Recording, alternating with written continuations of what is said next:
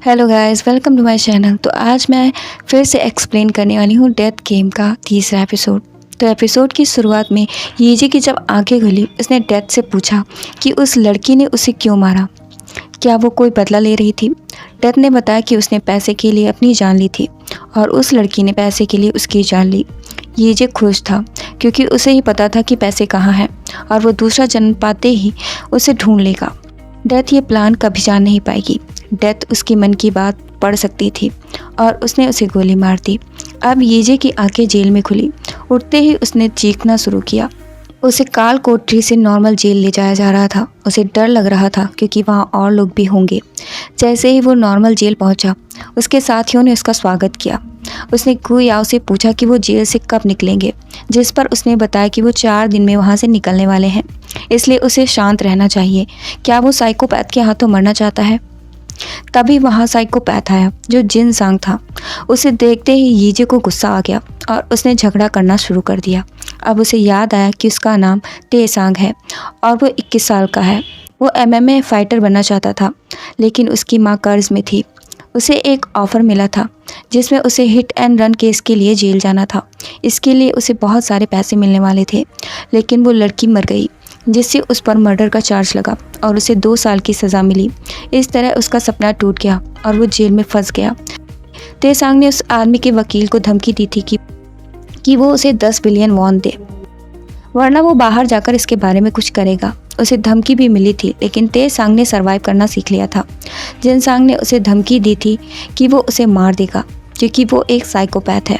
तेसांग को याद आया कि कैसे जिनसांग ने सबको बेवकूफ़ बनाया। वो हंसने लगा। उसने बताया कि वो कोई साइकोपैथ नहीं है, बल्कि वो स्कूल में एक बच्चे को बुली किया करता था और उसने पीठ पीछे उसे पीट कर उसकी जान ले ली। उसने जिन सांग को बहुत मारा और अब उसका राज खुल चुका था। सारे लड़कों को जब पता चला कि उन्हें बेवकूफ़ बनाया गया, तो उन्होंने जिन सांग को बहुत मारा। अब जिन सांग को सब परेशान कर रहे थे, जिसे देखकर तेसांग को अच्छा लगा। अगले दिन जब तेसांग काम कर रहा था तो कुछ आदमियों ने उसे मारने की कोशिश की। उसका साथी गु यांग वहाँ से भाग गया, लेकिन तेसांग ने उन सबको हरा दिया। उसे पता था कि ये काम किसका है। ये काम उनका था जिन्होंने उसे ऑफ़र दिया था। फिर जब रात हुई तो जिन सांग ने तेसांग को मारने की कोशिश की। तेसांग ने उसे पकड़ लिया। उसने ऐसे जताया जैसे सब कुछ ह्योक्सो ने उसे बताया है, जिसे उसने पिछले जन्म में मारा था। जिन सांग बहुत डर चुका था क्योंकि तेसांग सब कुछ जानता था।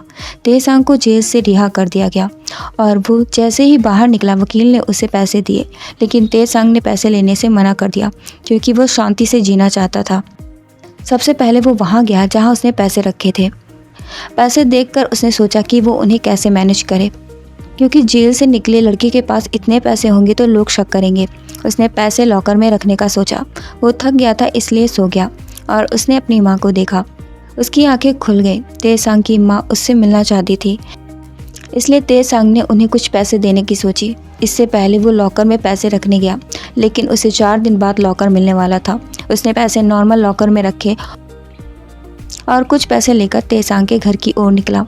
कोई उसका पीछा कर रहा था। अचानक एक आदमी ने उसे चाकू मार दिया। ये आदमी उस लड़की का बाप था जो एक्सीडेंट में मर गई थी। तेसांग ने बताया कि ये उसने नहीं किया था। तभी आहट हुई और वो आदमी वहाँ से भाग गया। उसके जाते ही वहाँ पर गु यांग आया, जो उसका जेल में साथी था, लेकिन उसने तेसांग पर वार किए। इसके लिए उसे 200 मिलियन वॉन मिलने वाले थे। वो ये काम जेल में ही करना चाहता था, लेकिन उसे मौका नहीं मिला।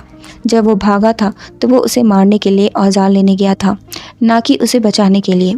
सो उसने तेसांग को मार दिया। तेसांग की माँ का कॉल आता ही रह गया, लेकिन वो उसका जवाब नहीं दे पाया। दोबारा उसकी आंखें खुली और उसने डेथ से कहा कि वो पता नहीं कैसे उस फैमिली को भूल गया। ऑफ कोर्स वो उसे मारना ही चाहेंगे। डेथ ने उससे कहा कि वो सेल्फिश है, वो बस अपने बारे में सोचता है, जैसे उसकी माँ किसी को क्यों मारना चाहेगी। यीजे ने सोचा कि वो अगला जन्म लेते ही पैसे निकाल लेगा और उसने जल्दी से शूट करने को कहा। डेथ मुस्कुराई और उसे शूट कर दिया। जबकि यीजे की आंखें खुली तो वो एक कैफ़े में था, लेकिन वो हिल नहीं पा रहा था और वो बोल भी नहीं पा रहा था। फिर उसने मिरर में देखा कि वो एक छोटा बच्चा है।